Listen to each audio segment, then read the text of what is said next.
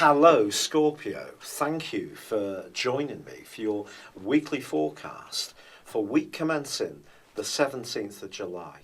There's a situation that I feel you've been dealing with off and on for about 4 or 5 years. It's probably something that's been impinging on your nervous system in some ways, in terms of creating a degree of restlessness. But whether you've actually got to the point where you've been able to make some moves forwards which escape from that, and you actually reshape your future in the way that you want, really does depend on your unique situation.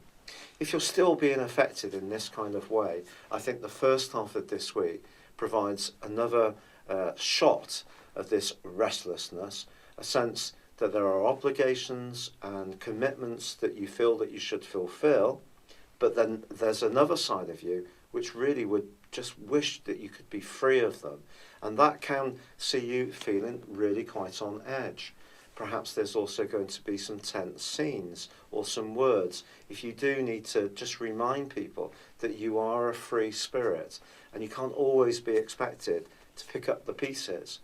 However, in the second half of this week, something truly incredible happens. You've got an increasing energy in the part of your scope that's to do with how you connect with the wider world, but it's also to do with your natural authority.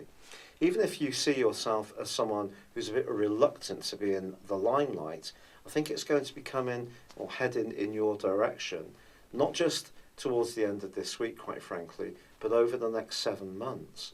And the reason for this is that your traditional ruler of Mars and then the Sun then are in conjunction with a new moon in the sign of Leo on Sunday as this week draws to a close.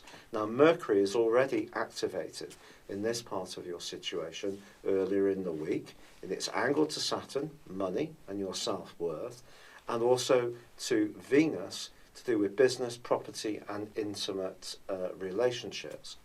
And I think it's possible that you are going to have to take more of a lead, a more active role in shaping your future, so that you're not just surfing along, being buffeted by these external energies. And what's going to happen is not only is there this new moon towards the end of this week, there's the black moon or the eclipse in Leo a month later, which is going to provide the backdrop for that next 6 months. So, in general, this is an opportunity for you to be much more authoritative, much more self-confident, be less worried about what other people feel about you. I don't mean in a really selfish, daft way, where you're doing things that are just totally reckless as far as your relationships are concerned, but just in a way where you can be really true to you. And you are a very strong-willed person often, but you can be a little bit timid in a paradoxical way, and you're being asked to take on much more responsibility. But the responsibility that's on offer to you will come through your own choices. You don't have to take anything that comes to you. It will be down to you. But I think people are going to become much more mindful that you're someone to be taken a lot more seriously around over this next 7 months, and particularly around your work. I think that's an area that can change, and also where you live, and anything to do with property in general.